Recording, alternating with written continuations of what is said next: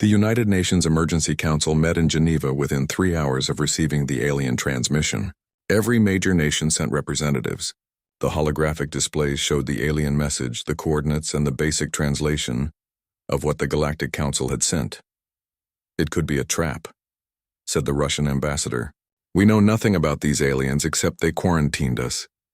"They also seem to be desperate," replied the American Secretary of Defense.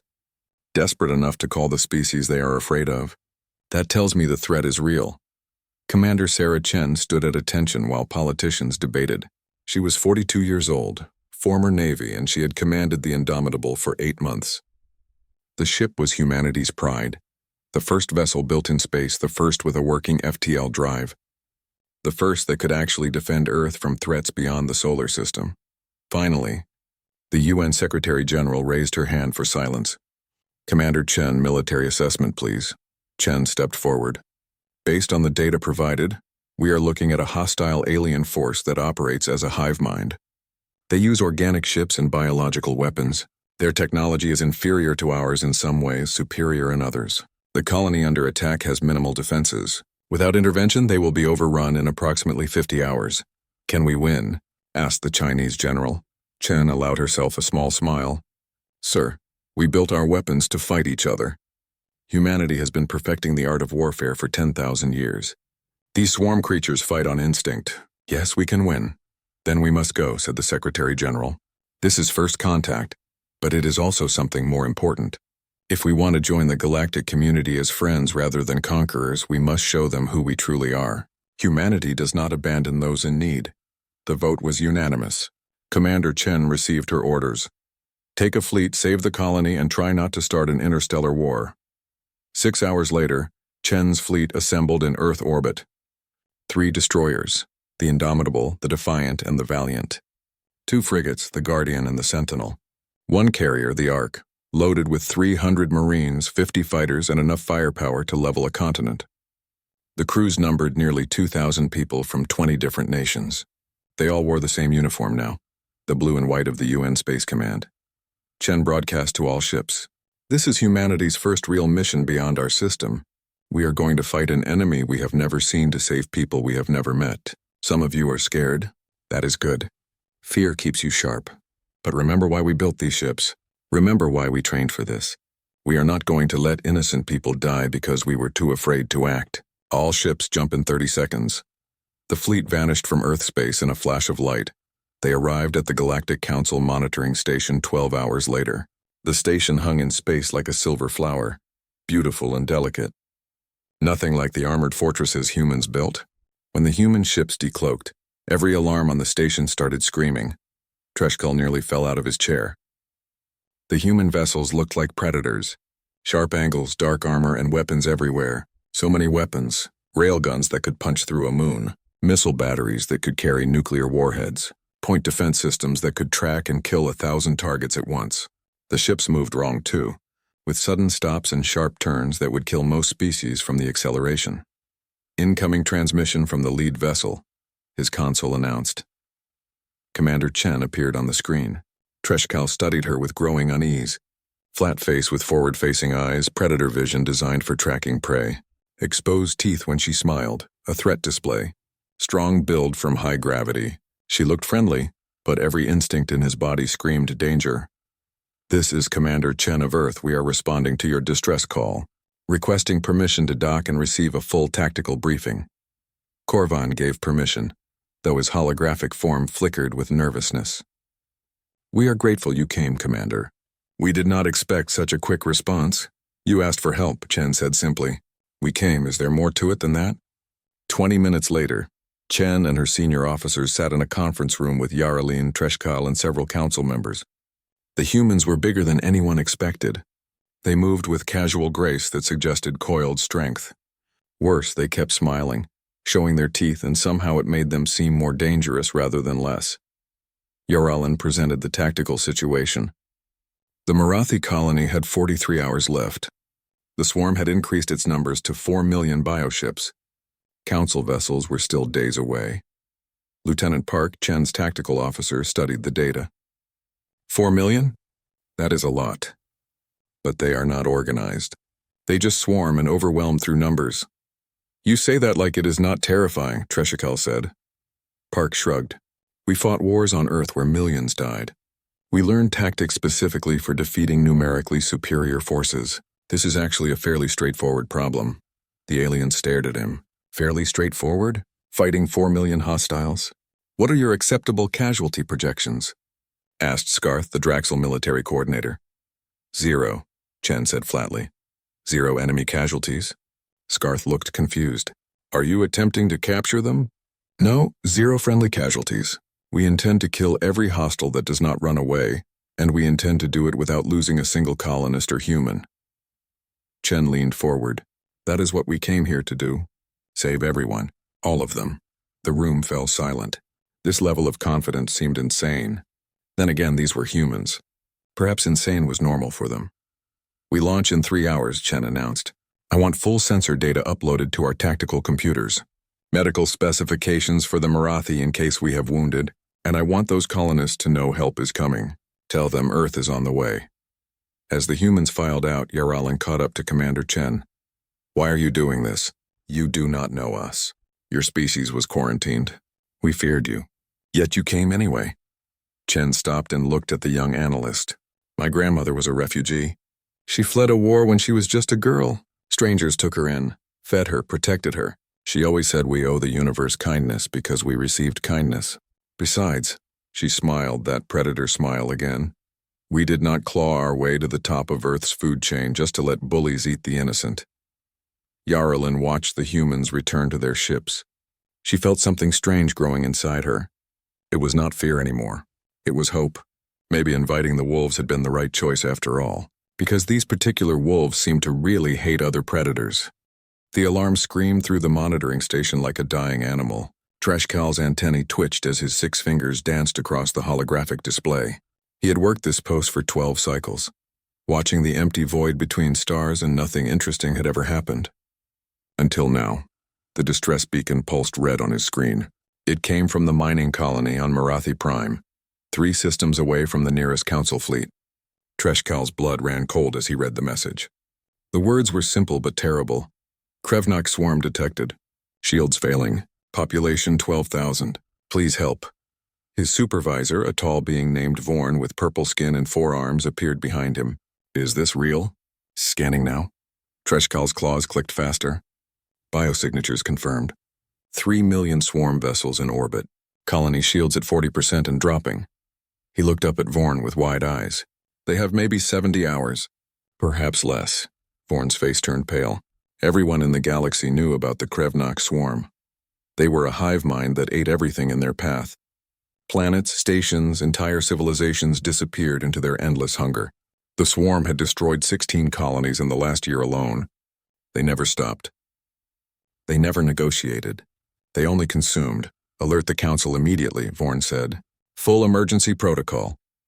Within the hour, the Galactic Council chamber filled with representatives from 50 species. They appeared as holograms around the circular room, each one looking more worried than the last. The Marathi were a peaceful people. They grew food and sang songs and never hurt anyone. The thought of them being devoured made everyone sick. What military assets can we deploy? Asked the council head, an ancient being named Korvan who looked like a floating jellyfish made of light.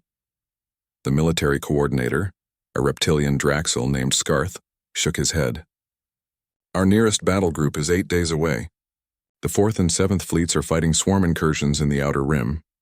The 2nd fleet is undergoing repairs after the battle at Talos. What about mercenaries? Someone asked. None will fight the swarm, Scarth replied. The payment means nothing if you're dead. Silence filled the chamber. 12,000 innocent lives and they could do nothing. It was the worst feeling in the galaxy. Helplessness. A small voice spoke up from the back. What about the humans? Everyone turned to look at Yaralin. She was young for a council analyst, barely past her 20th cycle. Her silver skin shimmered nervously under all the attention. The humans? Korvan's voice carried disbelief. From the restricted zone? The Deathworld species? Yes, Honored One. Yaralin pulled up a file on the main display. Planet Sol 3 designated Earth. We made first contact 3 years ago when their probe entered our space. We classified them as Class 12 hazardous and quarantined their system. I remember, growled Scarth. Hyper-predators from a hell world. Gravity twice our standard. Atmosphere that would poison most species. They evolved by killing everything around them, including each other. But they have faster-than-light capability now. Yarleen continued. Our scouts reported they built warships, big ones. And their world is only 4 days from Marathi Prime. Absolutely not, said another council member. Humans are dangerous. Inviting them into council space would be inviting wolves into a nursery. The Marathi are already in a nursery with wolves, Yarleen said quietly. At least humans might fight back. More arguments erupted. Some species refused to even consider it. Others pointed out that humans had never shown hostile intent toward the council. They had respected the quarantine, even though it must have frustrated them. A few species noted that human transmissions showed they told stories about being heroes and protecting the weak. Perhaps that was just fiction, but perhaps not. Finally, Korvan raised a tentacle for silence. We are debating while people die. I call for a vote. Should we send a distress signal to Earth? The vote was close. 26 in favor, 24 against. Korvan made it final. Yaralen composed the message. Make it clear we are asking for help, not demanding, and pray to whatever gods you believe in that we are not making a terrible mistake. Yaralen worked through the night, crafting the message in the simple language humans had taught them. She included the coordinates, the threat level, and the number of civilians at risk. She added one more line at the end. We have no right to ask this of you, but we have nowhere else to turn. The message shot through space on quantum bands, crossing 4 light-years in an instant. 20 hours later, a response came back. It was audio only, a human voice speaking clear galactic common with a strange accent. This is Commander Sarah Chen of the United Nations Starship Indomitable. We received your distress call. We are preparing a response fleet. Send us all tactical data on the enemy. We will be there. Chen out. The council chamber exploded with noise. Some members celebrated. Others voiced fears. Yaralen sat at her station, staring at the audio file. The human voice had been calm, confident, and utterly unbothered by the idea of fighting the most terrifying force in the galaxy. Treshkal leaned over to her. Do you think they understand what they are agreeing to? Yaralen thought about the human databases she had studied. She thought about their history of warfare, their planet where everything tried to kill them, and their stories about heroes charging into darkness to save strangers. I think they understand perfectly, she said. I think that is what scares me most. Far away on a blue world orbiting a yellow star, Commander Sarah Chen stood on the bridge of humanity's first real warship and looked at her crew. Send the recall signal. Get me every ship we have within range, and somebody wake up the Marines. We have a colony to save. For the first time in history, Earth was going to war beyond its own system. The Galactic Council had called for help. And humanity, the species everyone feared, was answering the call. The human fleet dropped out of hyperspace above Marathi Prime like vengeful gods. Commander Chen stood on the bridge of the Indomitable and stared at the tactical display. The planet below was beautiful, green and blue with white clouds. Around it, like a disease, the Krevnak swarm blocked out the stars. 4 million bioships. They looked like massive insects crossed with deep-sea creatures, all chitin and glowing organs. They pulsed and writhed in space, circling the planet in layers. On the surface, the colony's shield flickered weakly. Maybe 10 hours left before it failed completely. Tactical analysis, Chen ordered. Lieutenant Park worked his console. They outnumber us approximately 4,000 to 1. However, their ships are unarmored organic matter. Our railguns will cut through them like paper. Their weapons appear to be acid projectiles and boarding organisms. Neither will be effective against our armor. Sounds like they evolved to fight undefended colonies, not warships. Chen allowed herself a cold smile. Let's educate them. All ships, battle formation Delta, fighters launch. Marines to drop pods, and someone play music over the fleet channel. Something loud. The other captains chose Ride of the Valkyries. It seemed appropriate. The human fleet dove into the swarm like sharks into a school of fish. What followed was not a battle. It was an extermination. The destroyers fired railguns that accelerated tungsten rounds to a fraction of light speed. Each round punched through dozens of bioships before losing momentum. The frigates launched missiles that split into cluster munitions, each submunition tracking and killing a separate target. The carriers' fighters danced through the swarm. their cannons cutting swaths of destruction. The swarm tried to fight back. Millions of acid globs and boarding pods launched at the human ships. They splashed harmlessly against energy shields and armor designed to survive nuclear weapons. A few boarding pods actually latched onto the Indomitable. Marines in heavy armor waited at each breach point with automatic weapons. The swarm creatures that cut through the hull lasted approximately 3 seconds before being reduced to green paste. Back on the Council monitoring station, Treshkull and Uralin watched in stunned silence. The tactical display showed hundreds of enemy contacts winking out every second. The humans fought with terrifying efficiency. No wasted motion, no panic. Just cold, calculated violence. How are they doing this? Treshkull whispered. They evolved on a death world, Uralin replied. Everything on their planet tried to kill them. They learned to kill it first. On the surface, the real battle began. 300 Marines dropped from orbit in armored pods. They hit the colony outskirts where the swarm had already breached the outer defenses. The Marathi defenders had retreated to the inner city, leaving the outer sections to the enemy. Sergeant Marcus Webb's pod crashed through the roof of a warehouse and deployed in a spray of concrete dust.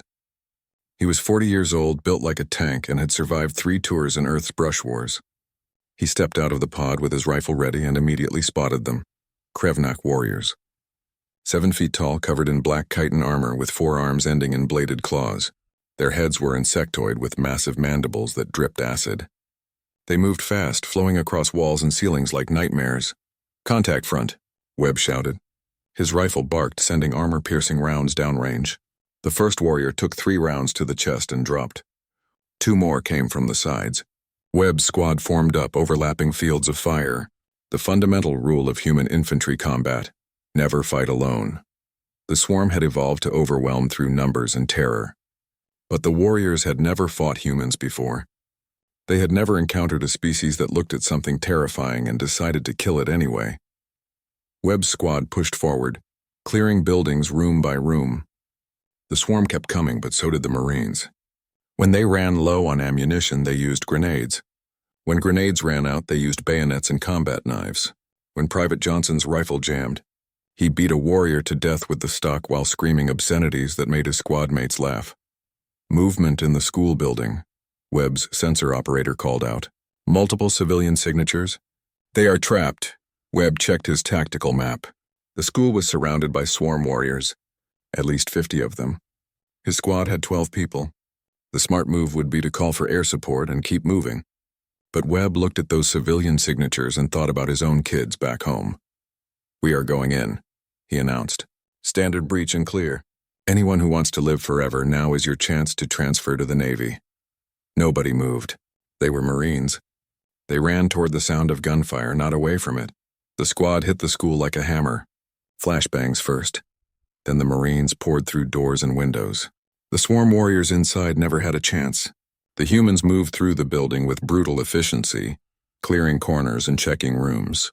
They found 47 Marathi civilians huddled in a basement, mostly children and their teachers. The Marathi stared at the humans in terror. The Marines were covered in green blood, their armor scarred and dented. They looked like demons from a nightmare.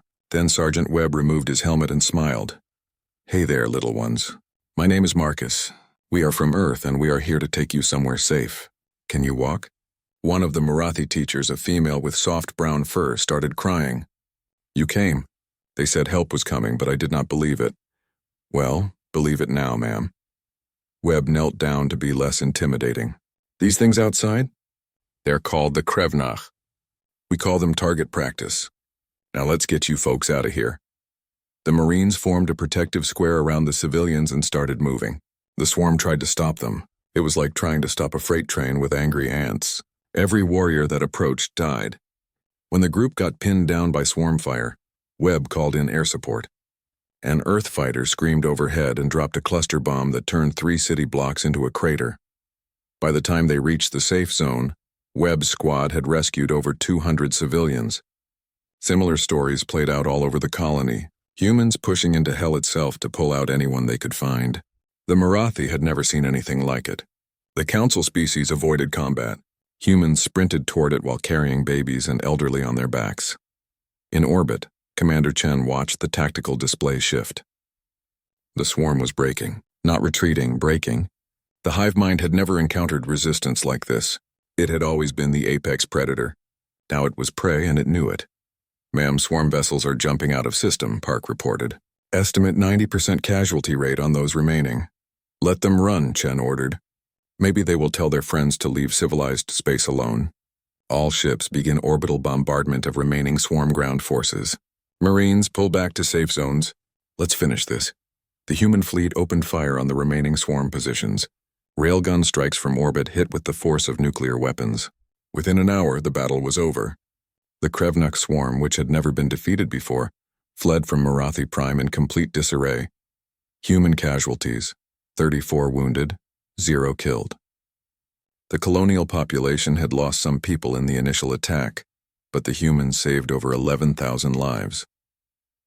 Sergeant Webb sat on a pile of rubble, drinking water and watching the sunset. A Marathi child approached him shyly and held out a flower. Webb took it carefully. "Thank you," the child said in broken Galactic Common. "You are heroes." Webb looked at the flower, then at the child, then at his squad. They were exhausted, dirty, and still smiling. "No, kid. We are just humans. This is what we do." The news spread across the galaxy at the speed of light. The Krevnuk swarm, unstoppable for decades, had been defeated. Not just defeated, completely routed. And the species that did it was one the Council had classified as too dangerous to contact. Commander Chen stood in the Marathi colony's central square and watched her Marines distribute supplies.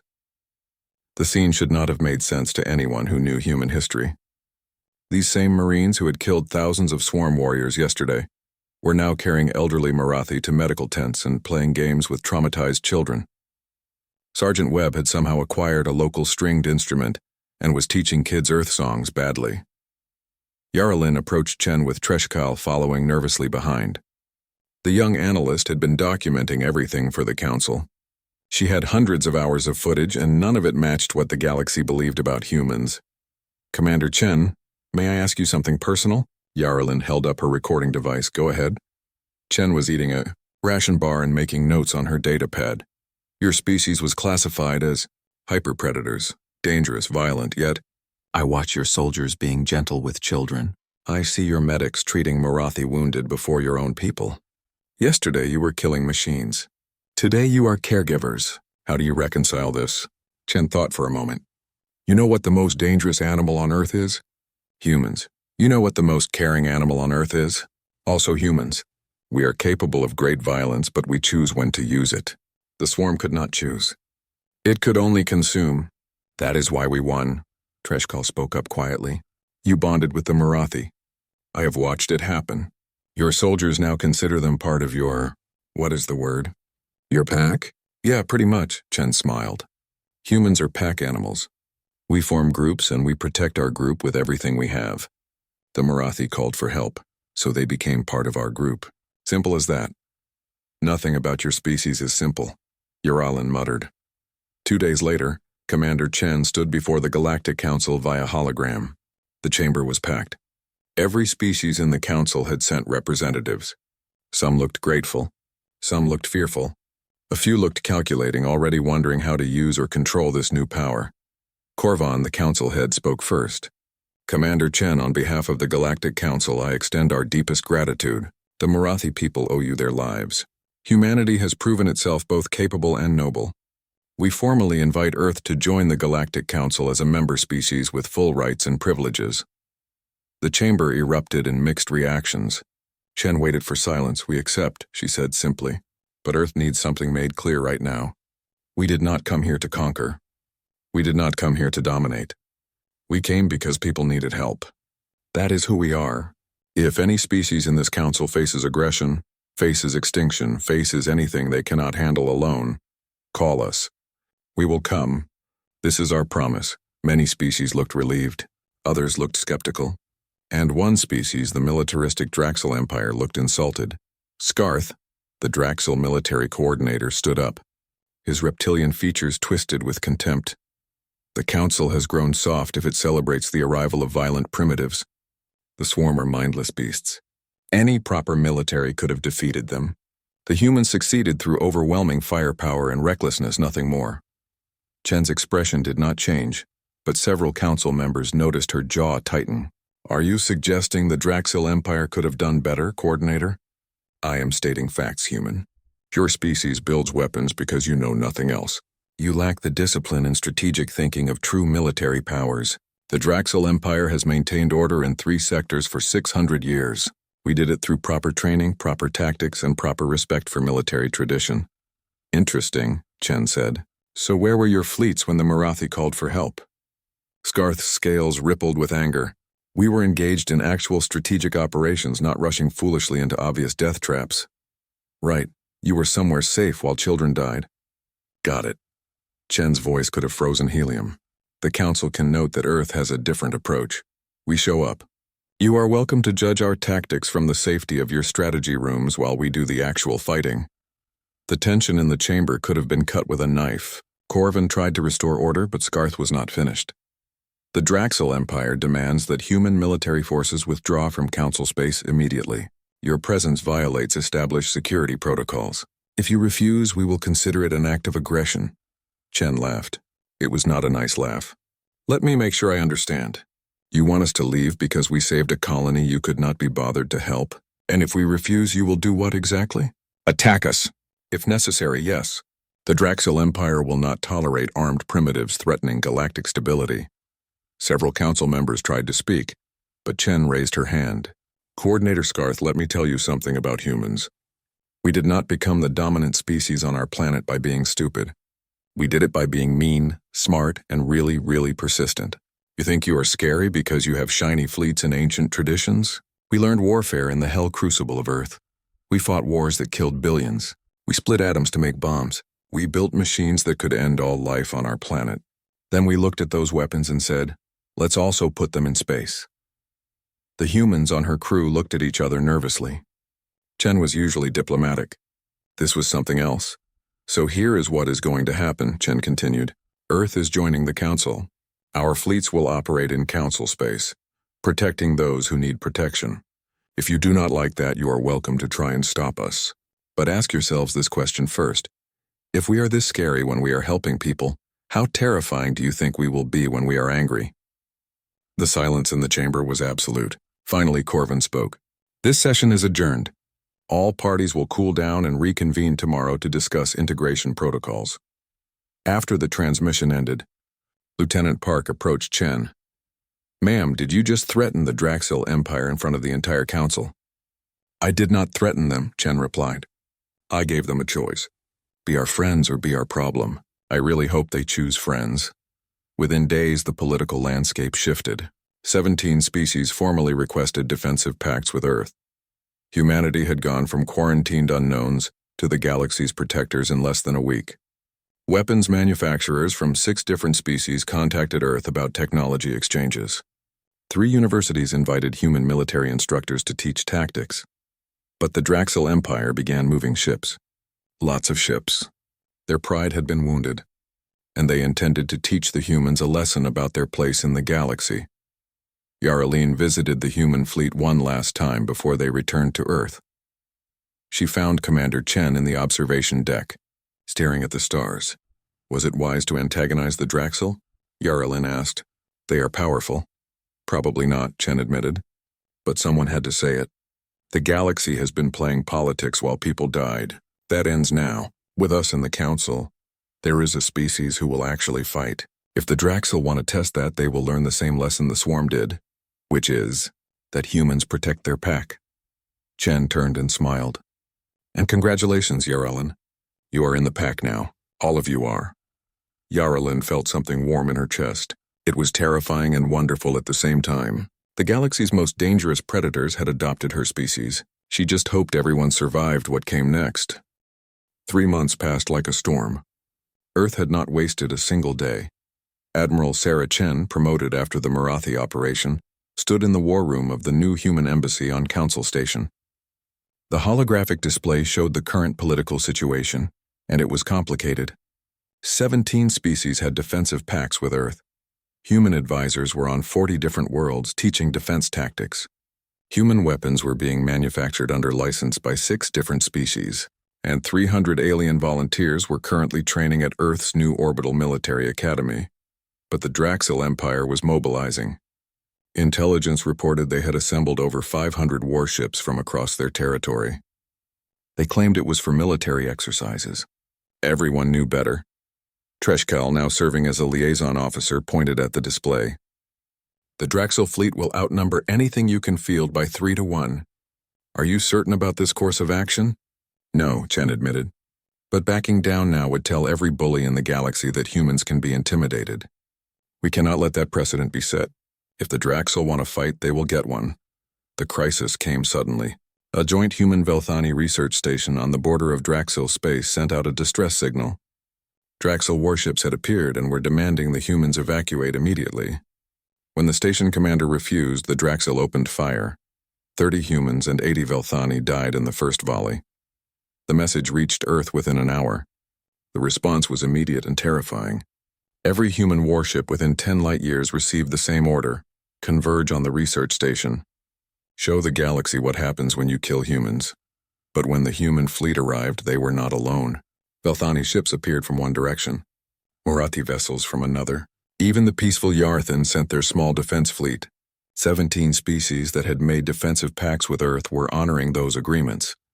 More importantly, they brought volunteers, hundreds of aliens who had trained with human instructors and wanted to fight alongside them. The first truly mixed species military force in galactic history assembled in space, ready for battle. This was the Deathworlders fleet. Not because everyone was from a death world, but because they had all learned to fight like they were. The Draxil Empire sent their armada to meet them. 500 warships against 230 mixed vessels. On paper, the Draxil should have won easily. But war is not fought on paper. Admiral Chen stood on the bridge of her new flagship, the UNS Deathworlder. The name had been Sergeant Webb's suggestion, after a Morathi child called him a Deathworlder who protected people. The council had been horrified by the name. Chen loved it. All ships, this is Admiral Chen. Today, we are not just fighting for that research station. We are fighting to show the galaxy that there are still people who stand up to bullies. The Draxil think they can kill us and face no consequences. Let's teach them otherwise. All ships engage at will. The battle began with the Draxil fleet advancing in perfect formation. Their ships moved like they were on parade, maintaining precise spacing and proper military discipline. It was beautiful. It was also predictable. The Deathworlder fleet scattered. Human destroyers dove low while Velthani frigates climbed high. Morathi cruisers, modified with human weapons, struck from the flanks. The Draxil formation, so perfect and organized, suddenly found itself fighting on 6 different axes at once. Chen watched the tactical display with satisfaction. The Draxil learned warfare in academies and simulation rooms. We learned it by killing each other for 10,000 years. Show them the difference. Human tactics were chaos to anyone trained in traditional military doctrine. Ships would suddenly reverse direction, using their high-power engines in ways that should have been impossible. They would hide behind asteroids and then strike from unexpected angles. They would sacrifice armor to get killing shots. They fought like street fighters, not duelists, and the alien volunteers had learned these tactics well. A young Velthani navigator named Kresh had trained for 2 months with human pilots. Now he flew his ship through the Draxil formation with moves that made his crew sick, but left enemy vessels burning.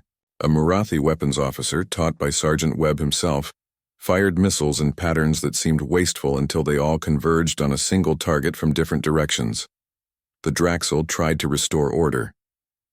Their admiral attempted to reform the fleet, re-establish fire control, and fight a proper battle. But the Deathworlder fleet would not let them. Every time the Draxil organized, humans would do something insane like ramming damaged ships into their formations or setting off nuclear mines in their predicted movement paths. The turning point came when Chen faced off against the Draxil flagship. It was a massive dreadnought called the Pride of Draxus, 3 times the size of Chen's ship and carrying enough firepower to level a moon. That is a big ship, Lieutenant Park observed. Yes, it is, Chen agreed. How much power can we divert from life support? Ma'am? Answer the question, Lieutenant. Park ran the numbers. About 40% if we are willing to suffocate slowly. Perfect. I want all of that power diverted to engines and forward shields. And I want it now. The Pride of Draxus demanded Chen's surrender. The Draxil admiral appeared on the screen, his scales gleaming with confidence. You have fought well, human. But this ends now. Surrender your fleet and we will allow you to leave with your lives, Chen laughed. You just killed 30 of my people. I am not leaving until I have redecorated your bridge with your internal organs. How does that sound? The Draxel Admiral's eyes widened. You cannot possibly mean. Chen cut the transmission. All power to forward shields. Full burn toward their bow. Admiral, that is a collision course. I am aware, Lieutenant. That is the idea. The Deathworlder accelerated toward the massive dreadnought. The Pride of Draxus fired everything it had, but Chen's ship had all power to forward shields. The round splashed harmlessly against the energy barrier. As the distance closed, Chen waited. And waited. And at the last possible second, she cut engines and rolled. The maneuver happened so fast that the Draxel crew never had time to react. The Deathworlder's armored hull scraped along the Pride of Draxus's side, its point defense weapons firing at point-blank range directly into the dreadnought's armor. More importantly, the sudden deceleration caused the Deathworlder to essentially slap the enemy flagship with its entire mass at combat speed. The Pride of Draxus's main reactor cracked. The ship went dark. Chen's vessel spun away, heavily damaged but intact. Do we have communications? Chen asked, wiping blood from her forehead. Yes, ma'am. Good. Send a message to the Draxel fleet. Your flagship is dead. Your admiral is probably suffocating. Surrender now or we will repeat this maneuver on every capital ship you have. We are humans. We will absolutely do it, the Draxel fleet hesitated. Then one by one their ships powered down weapons. The battle was over. Human casualties were high. 68 dead. Over 200 wounded. But they had faced 500 enemy ships with a mixed fleet and won. The entire galaxy watched the battle footage in shock. The Draxel Empire, one of the most powerful military forces in the galaxy, had been defeated by a species that had only entered space 3 years ago. Within a week, the Draxel Empire sued for peace. Within a month, they applied to join the Deathworlder fleet training program. Pride was one thing. Survival was another. A year later, Admiral Chen stood at the commissioning ceremony for the Second Orbital Academy. This one was being built near Council Station so alien species would not have to travel to Earth. She watched the new recruits march past, humans, Felthani, Marathi, Draxel, and 15 other species. Uralin stood beside her, now serving as the Council's official liaison to the Deathworlder fleet. A year ago, the Council feared you. Now you are training our children to be warriors. Not warriors, Chen corrected. Protectors. There is a difference. Warriors fight for glory. Protectors fight because someone has to, and they would rather it be them than someone weaker. Sergeant Webb, now Lieutenant Webb, approached with his new mixed-species squad. A human, 2 Velthani, a Marathi, and a young Draxel who looked terrified and excited in equal measure. Reporting for duty, Admiral, Webb said. Squad 7 is ready for deployment. Where are you headed, Lieutenant? Outer Rim. There are reports of pirate activity. Some colony asked for help. Webb grinned. Figured we would go say hello. Chen smiled. This was exactly what she had hoped for. Humans had entered the galaxy as feared monsters. Now they were leading a fleet of multiple species, all dedicated to protecting those who could not protect themselves. The Deathworlder fleet was not about conquest or glory. It was about standing between the innocent and those who would harm them. Good luck, Lieutenant. Bring everyone home safe. Always do, ma'am. As the squad left, Chen looked out at the stars. Somewhere out there, someone was calling for help. And somewhere out there, a ship full of Deathworlders, human and alien alike, was already on the way. Because that was what they did now. That was what they had always done. They protected the pack. And the pack, it turned out, was everyone.